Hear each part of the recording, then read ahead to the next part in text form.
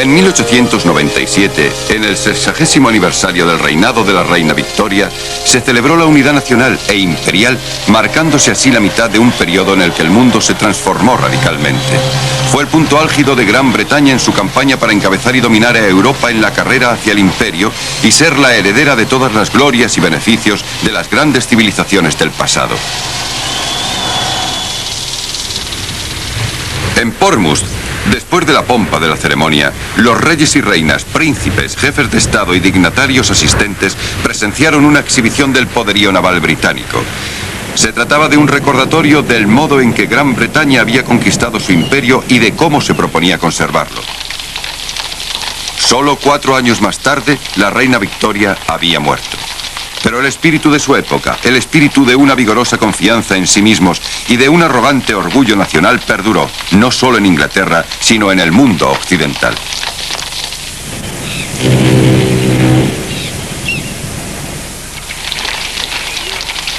Entre 1870 y el comienzo de la Primera Guerra Mundial, tanto en Europa como en América, el mundo se transformó de un modo inimaginable. Más deprisa que nunca y tal vez más deprisa que en ninguna época a partir de entonces.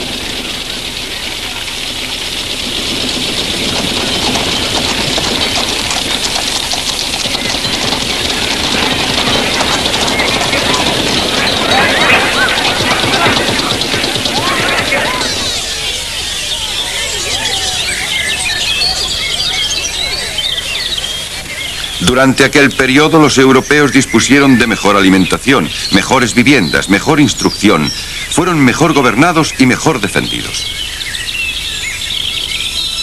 Sus formas de gobierno, configuradas como imperios, se propagaron por todo el globo. Y en 1900 las civilizaciones no europeas habían sucumbido a su dominación.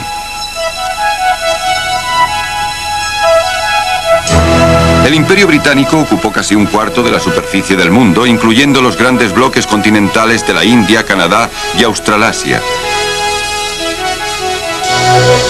Mientras el Imperio francés había ocupado África Occidental y una parte del sureste de Asia. Los portugueses, los españoles, los holandeses, los belgas, los alemanes, los italianos, los daneses, los otomanos y los rusos gobernaban pueblos sometidos, asumiendo que tenían derecho a continuar dominándolos.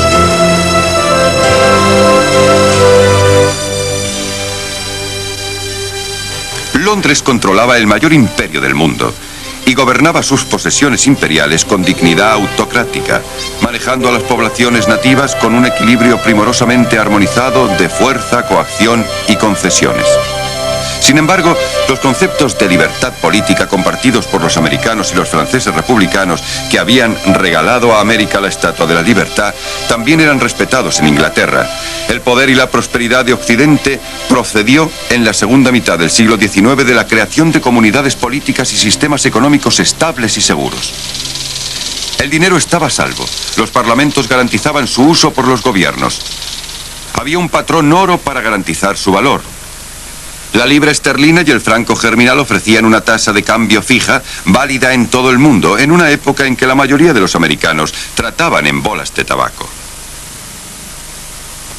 En la base del progreso industrial después de 1850 se hallaba un sólido sistema bancario en rápida expansión, cuyo centro era Londres.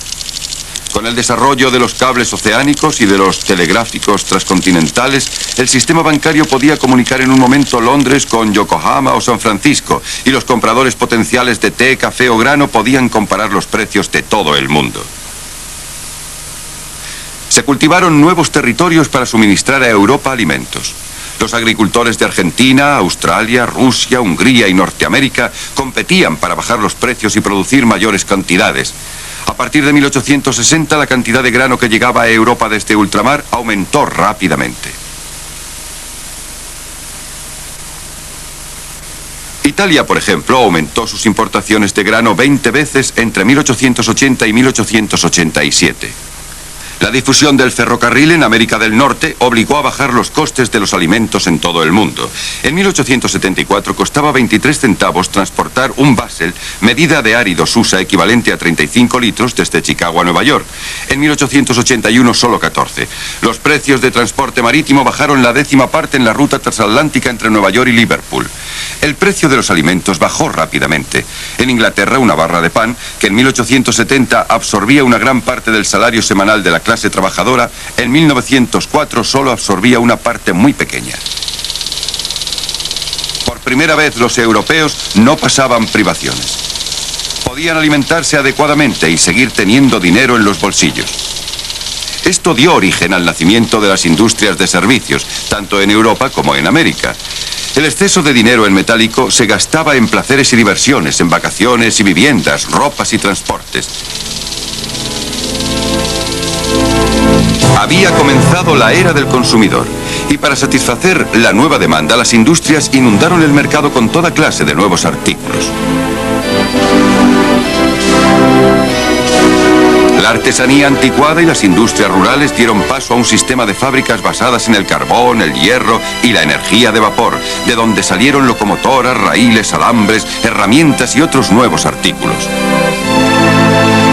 La producción de carbón en Europa aumentó de 173 millones de toneladas en 1871 a 594 millones de toneladas en 1914.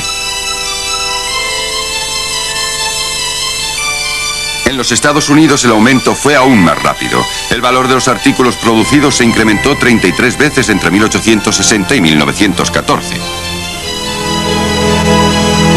Lo más importante fue la revolución en la tecnología. Espoleadas por la inventiva británica, las nuevas industrias adoptaron las técnicas más recientes, aplicando la ciencia y la máquina a unos procesos anteriormente manuales. Desde las grandes ciudades industriales de América a los recién descubiertos campos petrolíferos de Rusia, la tecnología cobró impulso y una importancia que cambiaron el modo de vida de la gente.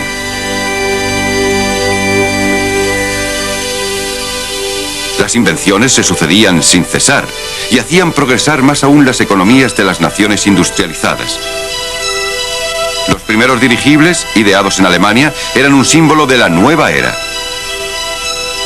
La invención del Conde Zeppelin voló por primera vez en 1900 y entre 1910 y 1914 los Zeppelines fueron los pioneros de los viajes aéreos con pasajeros.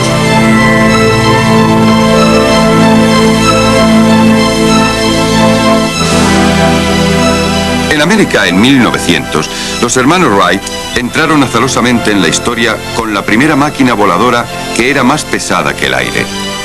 Pocas personas hubieran creído que esta monstruosidad mecánica duraría más que los elegantes dirigibles.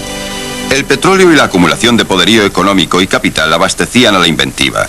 La Standard Oil en América, fundada por John D. Rockefeller, absorbió casi todos sus rivales más pequeños y controló el 95% del mercado petrolífero a partir de 1905.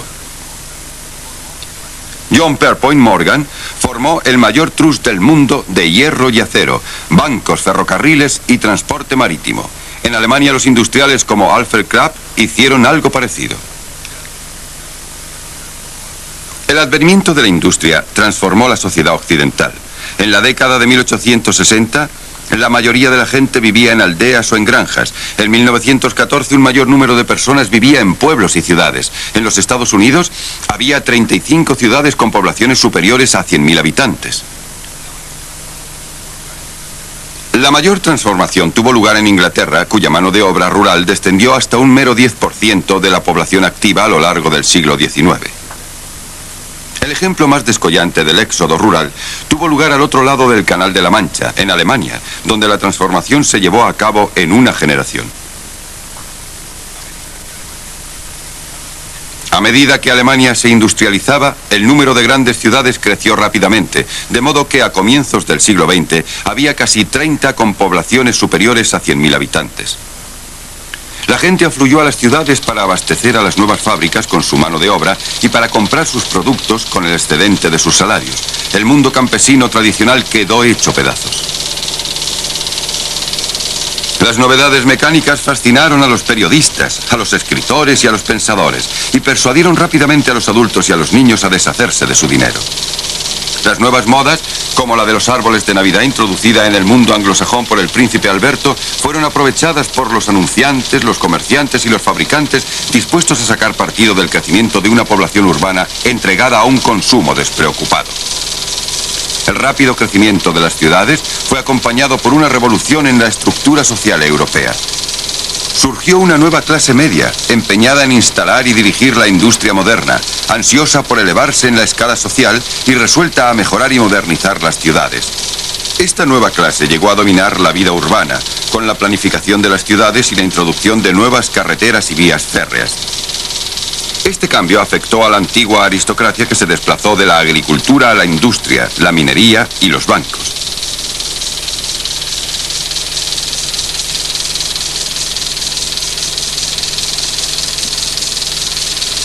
Fue en las ciudades donde la alfabetización y la instrucción universal se convirtieron en norma. Esta fue la gran era de la escuela y de la universidad. Muchas personas que fueron movilizadas o desplazadas por estos cambios no estaban satisfechas con la vida en la ciudad del nuevo proletariado urbano europeo. Más de 40 millones de personas abandonaron Europa entre 1850 y 1914. La mayoría se dirigieron a Canadá, Estados Unidos y América Latina.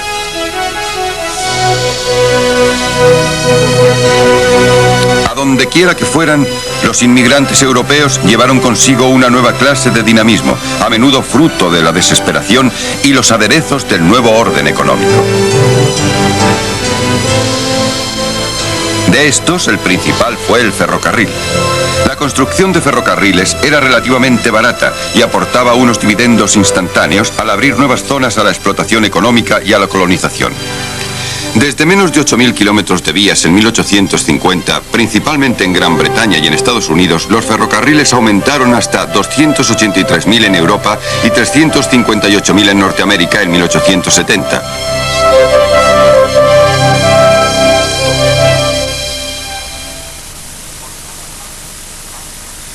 Por toda África, Asia y América Latina, los ferrocarriles llevaban el comercio y la cultura europea a los nuevos territorios, comenzando a romper el aislamiento y la independencia de las sociedades antiguas.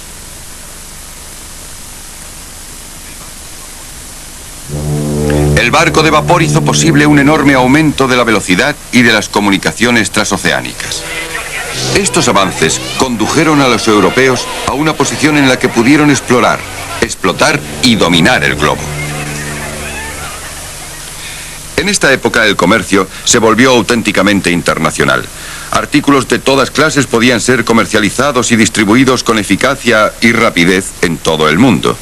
En 1914, 2/3 de los fletes marítimos mundiales transportaban mercancías y los banqueros y financieros que los organizaban, especialmente los de la City londinense, amasaron grandes beneficios.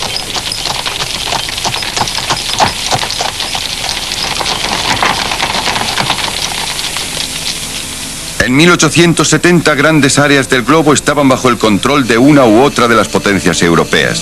El incremento de la rivalidad entre ellas, la demanda inagotable de materias primas y las mejoras en los transportes y las comunicaciones hizo que en 1914 no quedara casi ninguna parte del mundo que no hubiera sido explorada, conquistada o controlada por Europa. Los nuevos imperialistas parecían considerar el mundo como una inagotable cueva de Aladino llena de recursos, con derecho a controlar, saquear y explotar. Espoleados por una mezcla de codicia y de extraordinaria curiosidad, los europeos llevaron la carga de su cultura dominante y de su tecnología siempre que pudieron a los otros continentes.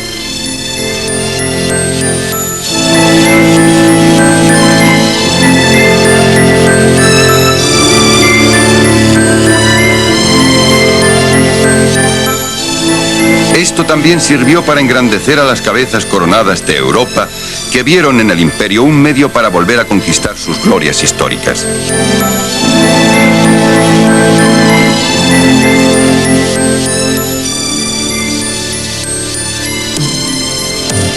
Los incentivos económicos eran considerables. Las inversiones en el extranjero convirtieron a muchos en millonarios. Estos certificados de acciones para las especulaciones de petróleo en Rusia fueron impresos en 4 idiomas El capital de riesgo, como las mercaderías, la tecnología y armamentos, se habían internacionalizado totalmente. No todas las zonas aptas para el comercio o las inversiones se convirtieron en colonias. Por ejemplo, los países de América Latina se habían sacudido desde hacía poco el dominio de los españoles y de los portugueses gracias a la ayuda de los británicos y de los americanos. En muchos casos, cambiaron una clase de dependencia por otra, ya que entraron en la esfera de influencia económica de los mismos países que los habían ayudado a independizarse. En aquella época, el sistema económico mundial se basaba en el oro, y los yacimientos hallados en Australia, África del Sur, en el Yukón y en Siberia atrajeron a un gran número de colonos y pioneros. Las reservas mundiales de oro se duplicaron entre 1889 y 1904, y el petróleo hallado en Persia y en Birmania también produjo una lluvia de beneficios para Gran Bretaña, para Rusia y para los Estados Unidos. La contienda para conseguir materias primas y toda clase de mercaderías impulsó la carrera para adquirir nuevas colonias. Incluso el terreno menos prometedor podía ser transformado por los ferrocarriles y los modernos sistemas de irrigación. En Kenia y Nigeria se cultivaron con grandes beneficios cosechas de té, café, algodón, tabaco, cáñamo y cacao.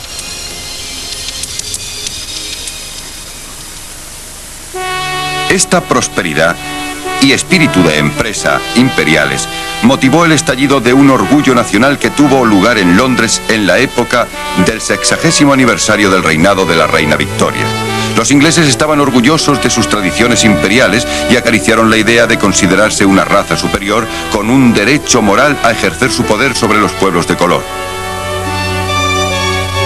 Un inglés en la India, por muy insignificante que fuera, era considerado miembro de la raza de los amos y sus más mínimos deseos eran atendidos. Los imperialistas europeos consideraban que el imperio llevaba la ilustración y la civilización a las sociedades nativas que gobernaban y por lo tanto tenían derecho a estar allí.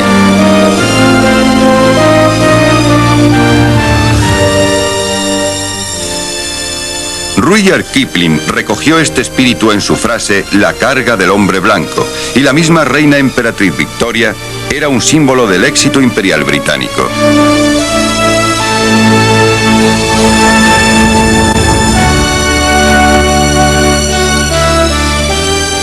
Mientras tanto, se creía que la prosperidad de Gran Bretaña dependía de la continuación de la cruzada imperial, y sus rivales en Europa comenzaron a contestar su derecho a poseer el mayor imperio que jamás había existido en el mundo.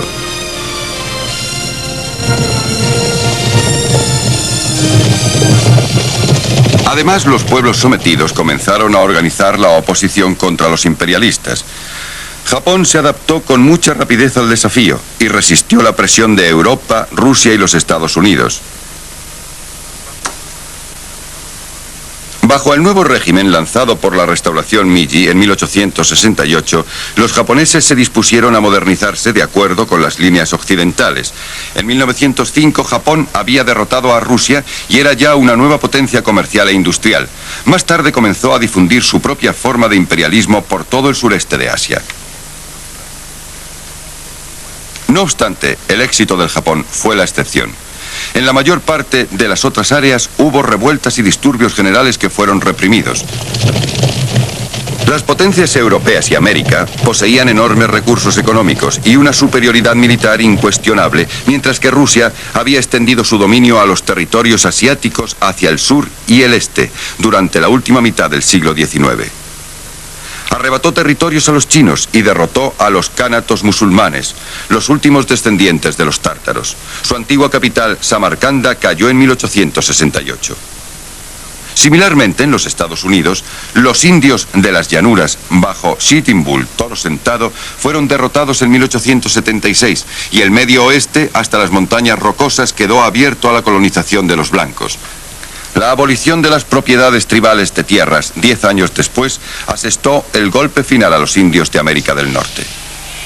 En África y en otros lugares, la superior tecnología militar de Occidente hizo que fuera relativamente barato y fácil conquistar y conservar los nuevos territorios.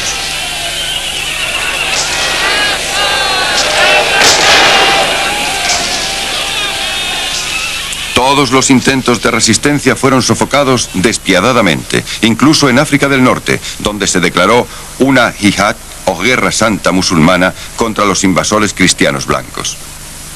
Al mayor de los imperios no cristianos, el de los turcos otomanos, también le resultó imposible resistir el poderío de los europeos. Los otomanos fueron despojados de su imperio en África del Norte por Gran Bretaña, Francia e Italia.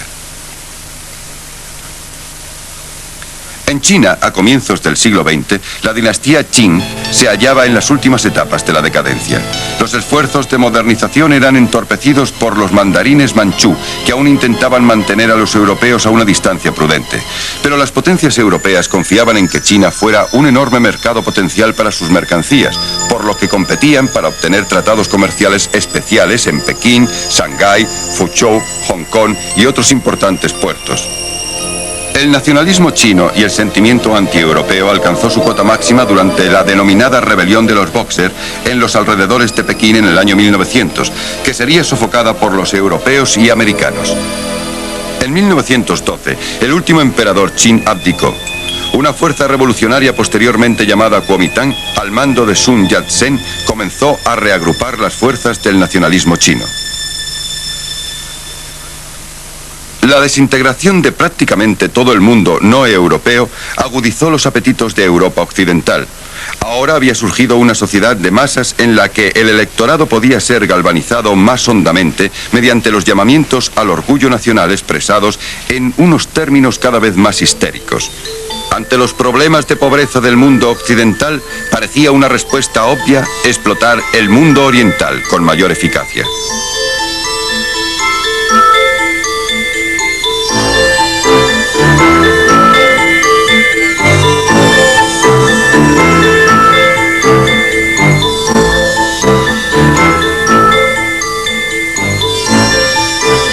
Los problemas de la civilización con abundantes fábricas en las ciudades podían resolverse mediante la exportación de los proletarios a las nuevas colonias. De este modo resultó corriente incluso para el liberalismo apoyar el desarrollo del poderío nacional, la fabricación de armamentos y la presión constante dentro de las naciones europeas para competir por las posesiones imperiales. Las energías feudales del pasado se unieron a las energías industriales del presente. La caballería aún simbolizaba la fuerza de los prusianos, pero el imperio industrial de los Krapp era el puntal del poderío prusiano. Para un Estado europeo que quisiera alcanzar un imperio de ultramar, los grandes buques eran una necesidad perentoria. Gran Bretaña construyó una enorme flota en la década de 1890 y como respuesta, Alemania armó otra. Los rusos se convirtieron en aliados de los franceses para amenazar y contener a Alemania. Austria era aliada de Alemania y con la connivencia de esta intentó controlar los estados balcánicos para construir su propio pequeño imperio.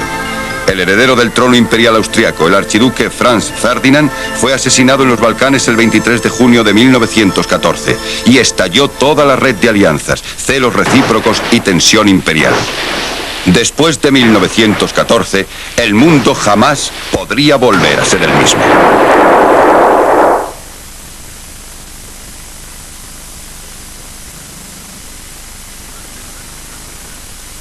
Durante el largo y cálido verano de 1914, el viejo orden en Europa parecía firmemente establecido. Los monarcas de Europa estaban estrechamente vinculados por matrimonio y descendencia. El zar Nicolás de Rusia era primo hermano del rey de Inglaterra. El emperador de Alemania era nieto de la reina Victoria y había ido en el carruaje del rey de Inglaterra en muchas ocasiones. Todo esto acentuaba la herencia paneuropea, la conciencia de una civilización común que estaba simbolizada por la entente cordial entre los dos viejos enemigos, Inglaterra y Francia. En 1914, la cultura europea se había impuesto a las otras. La civilización europea dominaba el mundo y los europeos esperaban que continuara haciéndolo.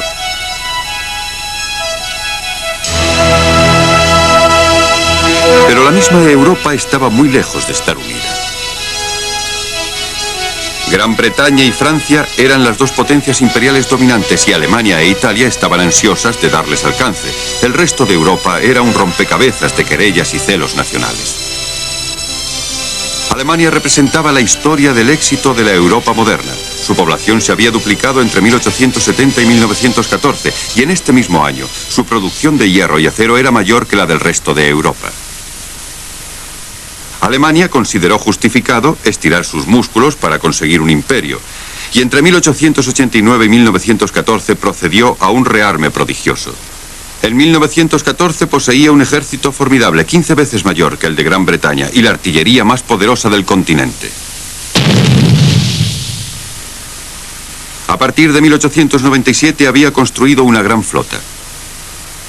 En 1912 los alemanes poseían 20 acorazados modernos en comparación con la potencia naval dominante Gran Bretaña, que poseía 30 grandes acorazados.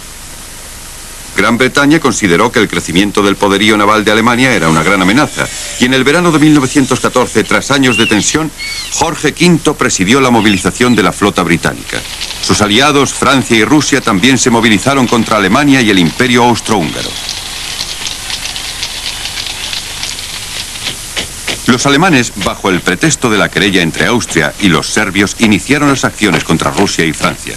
Cuando las grandes potencias hicieron honor a sus obligaciones por tratados y a sus compromisos sobre el papel, sucedió lo inconcebible. Europa fue arrastrada a un conflicto bélico. Con entusiasmo y con ardientes expectativas, el mundo civilizado se lanzó a la guerra. El primer movimiento de los alemanes tomó por sorpresa a los británicos y a los franceses, un ataque masivo a través de Bélgica, dejando a un lado a Holanda. La resistencia belga fue aplastada y el avance alemán se convirtió en un paseo. Este avance llevó velozmente a las fuerzas alemanas, según lo planeado, hasta el desguarnecido flanco norte de los franceses, con París a su alcance. Al otro lado del canal, las fuerzas británicas comenzaban a embarcar. Eran muy reducidas, pero bien adiestradas y equipadas.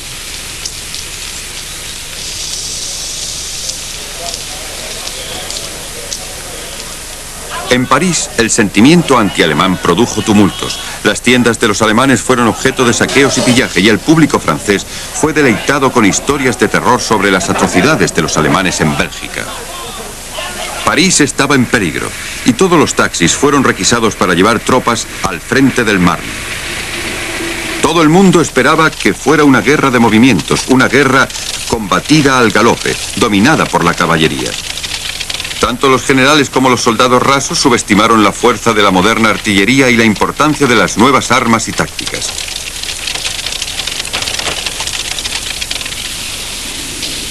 En las primeras batallas de la Primera Guerra Mundial, ambos bandos lanzaron sus tropas a una prueba muy severa.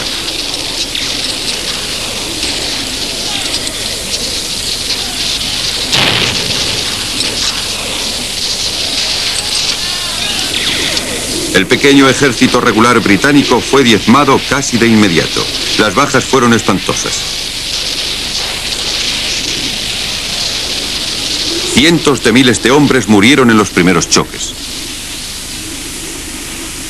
Esta fue la guerra que hizo pedazos el corazón de la juventud europea. La primera embestida de los alemanes en Francia los llevó hasta el Marne y casi hasta París.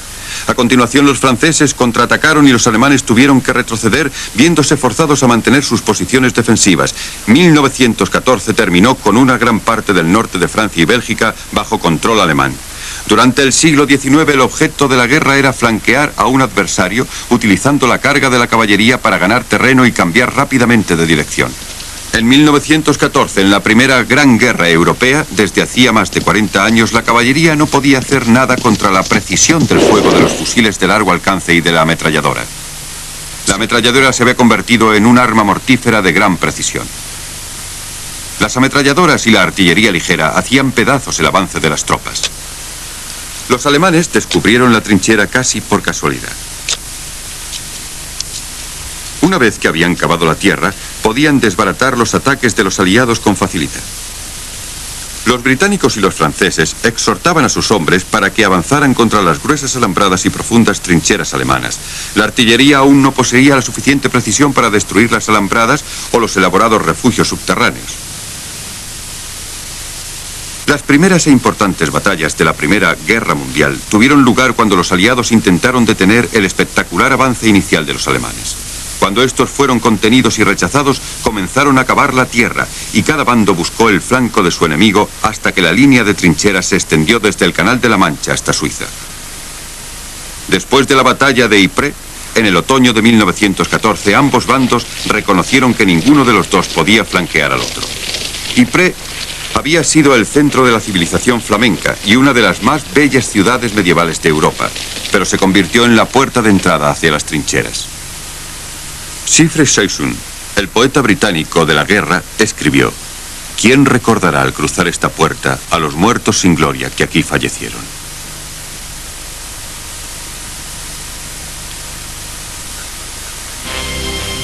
Tanto en Gran Bretaña como en Alemania, el patriotismo era alimentado por una violenta propaganda. Los jóvenes eran alentados a luchar por el rey y por la patria, ofreciéndoles, si llegaba el caso, la pluma blanca, símbolo de la cobardía. Inicialmente el reclutamiento no fue necesario en Gran Bretaña. Solo se aceptaban voluntarios para las trincheras. Sin embargo, a principios de 1916 se introdujo el reclutamiento para todos los mayores de 18 años. En ambos bandos se movilizaron todos los recursos del Estado para la guerra total. Era una guerra internacional. Los aliados de Alemania eran el Imperio Austrohúngaro y Turquía. Los rusos lucharon contra Alemania en las trincheras de Francia. Las poblaciones civiles estaban organizadas con máscaras antigás, cartillas de racionamiento y certificados de ahorros nacionales. Las mujeres inglesas interpretaron un papel importante. Animaron a los héroes. Atendieron y confortaron a los heridos. Y a medida que avanzó la guerra, también se convirtieron en miembros activos de la población trabajadora, sustituyendo a los hombres en las granjas y en las fábricas de municiones. Toda mujer que trabajaba producía armas para los cañones de las trincheras. La participación de las mujeres en la guerra, incluso en Rusia, transformó su estatus. No cabe duda de que este hecho ayudó a su eventual emancipación en Gran Bretaña.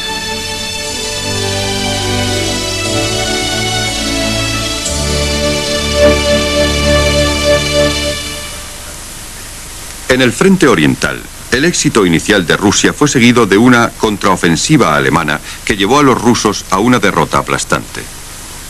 En 1915, una nueva ofensiva alemana llevó a la conquista de una gran parte de Polonia. Durante 1916, los rusos contraatacaron y reconquistaron algún terreno. Pero la guerra en el este era diferente. La guerra de trincheras era la excepción y no la regla.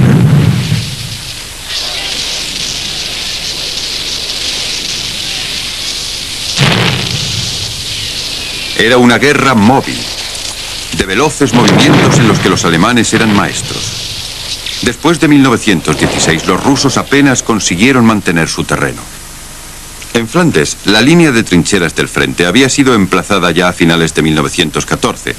Detrás de la línea del frente, una multitud de trincheras de comunicación, de trincheras de reserva y de trincheras hospitales fueron cavadas y defendidas.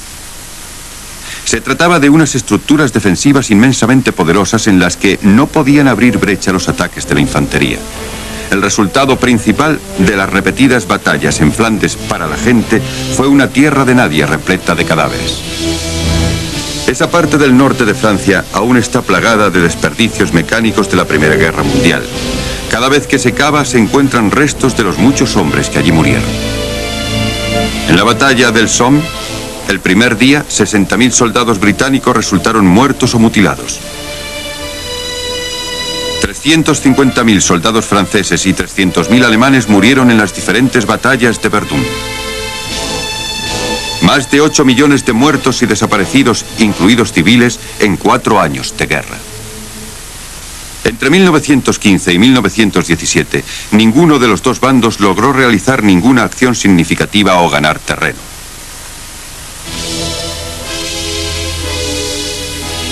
Tanto los generales como los soldados y los civiles estaban igualmente perplejos.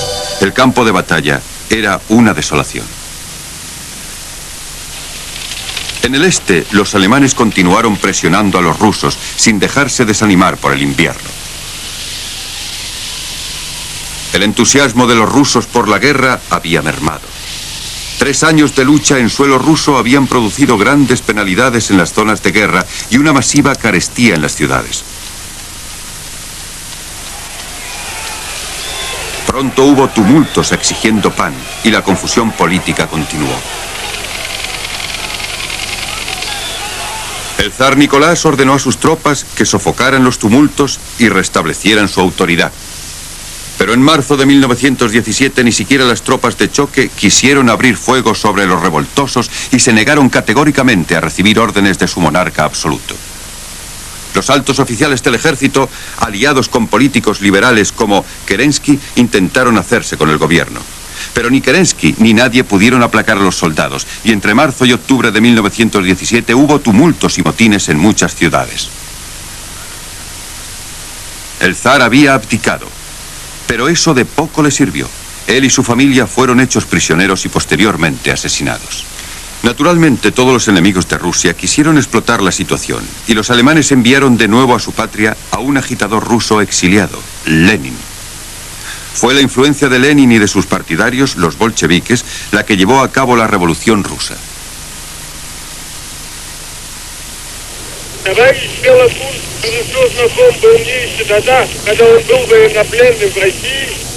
Lenin, cuyo nombre real era Vladimir Ilich Ulyanov, era el heredero de una antigua tradición rusa.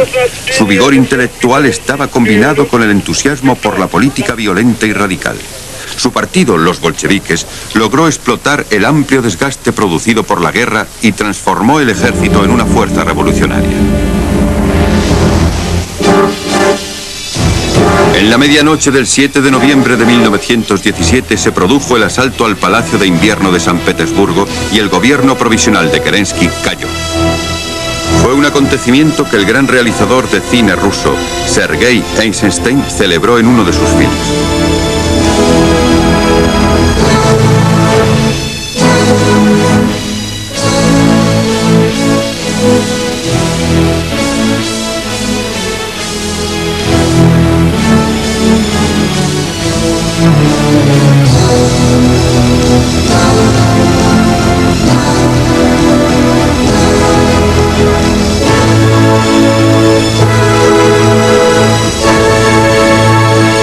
Después de la revolución, los bolcheviques controlaron las principales ciudades de Rusia, pero necesitaban pacificar y controlar las áreas rurales y los territorios orientales. Mientras tanto, los alemanes invadieron la Rusia occidental, estableciendo nuevos estados satélites en las áreas que habían conquistado. Los rusos no pudieron hacer frente a la embestida de los alemanes y retrocedieron abandonando Polonia, Ucrania y los estados bálticos. Con el Tratado de Brest-Litovsk, en marzo de 1918, los rusos firmaron la paz con los alemanes y abandonaron a sus aliados Gran Bretaña y Francia. Esto permitió a los generales alemanes concentrarse en el frente occidental y en marzo de 1918 avanzaron para intentar ganar la guerra en una acción repentina. Al principio, la campaña de Ludendorff fue coronada por el éxito. Pero las defensas de los aliados resistieron y Ludendorff no logró romperlas. Con el tiempo, las tropas británicas y francesas llevaron a cabo un afortunado contraataque. La campaña de Ludendorff agotó las reservas alemanas en un momento en que los aliados disponían de recursos casi ilimitados. Un nuevo aliado, América, había entrado en guerra tras un largo periodo de vacilación en abril de 1917. América había decidido que no podía permitir que Alemania dominara a la totalidad de Europa y tal vez a Rusia. Los alemanes habían hundido el Lusitania y otros buques americanos que transportaban suministros a Gran Bretaña. Un nuevo ejército americano se puso al lado de los canadienses, australianos, neozelandeses y otros soldados de la Commonwealth, que ya habían luchado con arrojo a lo largo de la guerra. En esta época, la artillería aliada estaba a la par con la alemana. Poseía la suficiente precisión como para romper las alambradas y vaciar las trincheras de la línea del frente sin dejar impracticable la tierra de nadie y sin avisar al enemigo en qué lugar podía esperarse su ataque.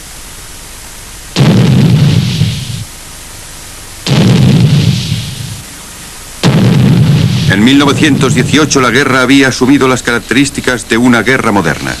Se utilizaba la radio y los aeroplanos. Se disponía de tanques para derribar las estructuras defensivas y abrir camino a la infantería.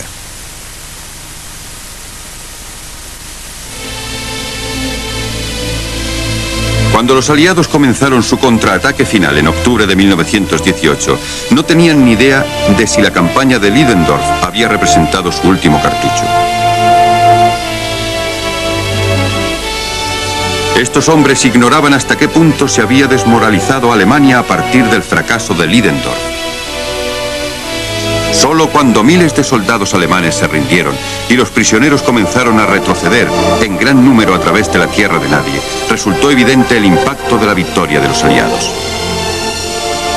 Cuando las trincheras fueron vaciadas de los heridos y de los muertos y se calcularon las vidas humanas perdidas, pudo evaluarse el impacto de esta guerra devastadora, la guerra que debía acabar con todas las guerras. Las consecuencias de la guerra.